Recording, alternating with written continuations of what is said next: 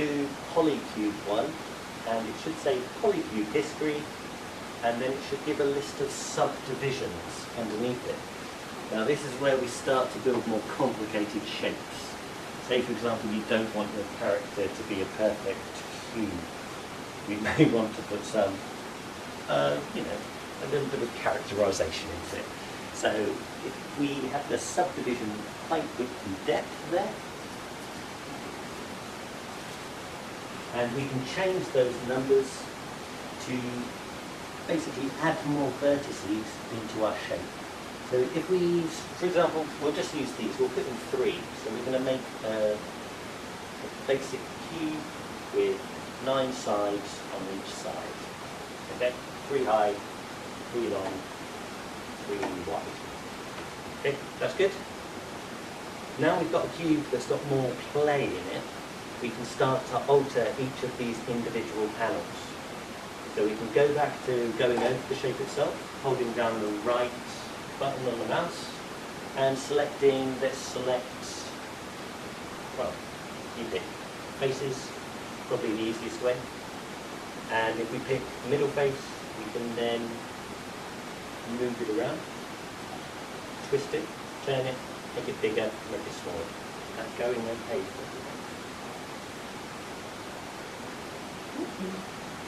Yeah, yeah. Happy little giggles coming from everyone, so that must be good.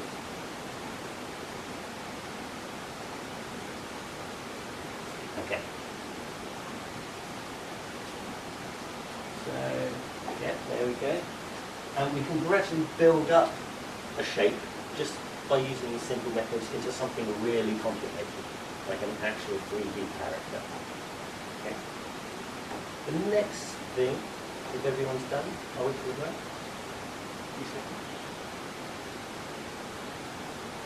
Remember, if you hit your Z button continuously, you can get back to the shape that it was.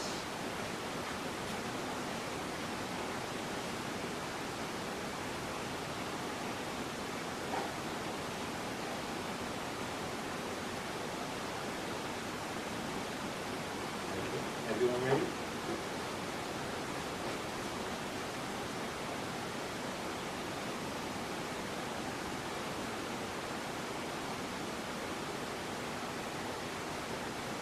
Okay, we'll just stop there, everyone, and that'll do. Yeah, that's good.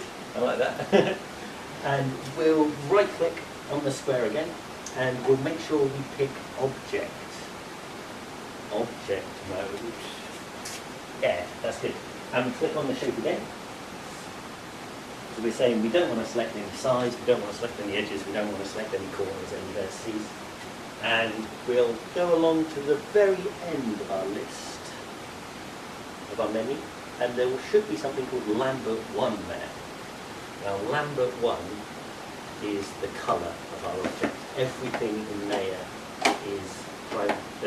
When you start, it's all called Lambert 1. I don't know why. Okay, so it's a horrible grey to start off with. If you then, everyone got Lambert 1 up? Should look just like this with a little circle in the middle. Can you see that? See that? That's okay.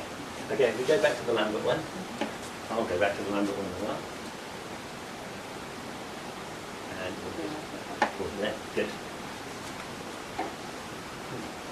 We can then basically change the colour of our shape, but we can do more than just change the colour. Okay? We can change,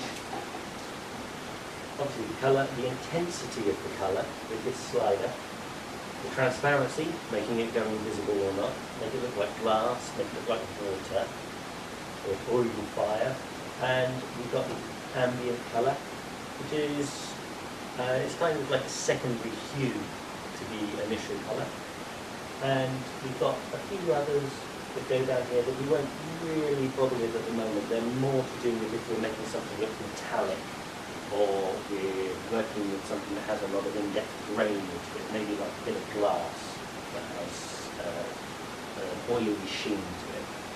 So if we click on the colour